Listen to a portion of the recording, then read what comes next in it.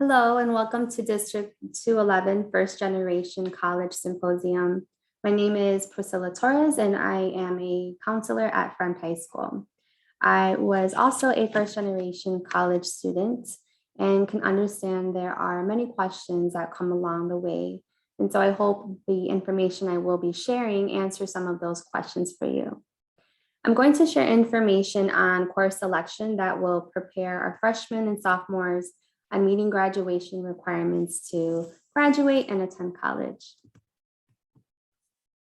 To start us off, we can take a look at the graduation versus college admissions chart. And this is a resource that you can find in the curriculum guide, which is on each school website. So definitely accessible and a great guide to help with planning for courses each year. So let's talk about what students need to take in order to meet high school graduation requirements. So we're going to start off with this first column right here, and then we can take a look at each academic area. And so starting with English, students will need to take 4 years of English to graduate high school, 3 years of math, including a 300 level course, 2 years of science and social studies. And with social studies, students will be required to take US history and social science survey or an equivalent. Looking at world language, students have the option to take either 1 year of a world language or 1 year of a fine art. And when we think about a fine art, those are classes that we offer in different departments, such as applied technology, art, business education, family and consumer science, and music. In addition to graduate high school, students need to have a minimum of 20 credits. And in addition, there are also a few other classes that they will need to take in order to graduate. Those classes are driver's education, consumer education, 2 years of wellness, and 2 years of physical education. Now we're going to take a look at community college or vocational schools and what they require. So from a first glance, you're going to see there are a lot of similarities to the high school graduation requirements. So starting with English, students will need 4 years, 2 years of math, science, and social studies, and there are no requirements for a world language or a fine art.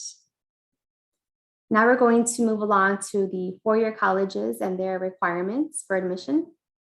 So 4 years of English with an emphasis on written and oral communication and literature.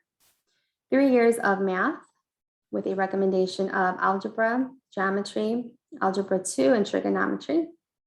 3 years of science with recommendation of taking biology, chemistry, and physics. With social studies, 3 years is the requirement with an emphasis on history and government. Looking down at world language, 2 years is highly recommended for some of our 4-year colleges. And then for fine arts, 2 years is also recommended.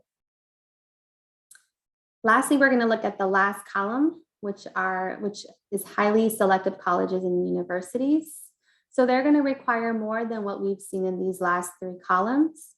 So starting with English, there's 4 years required.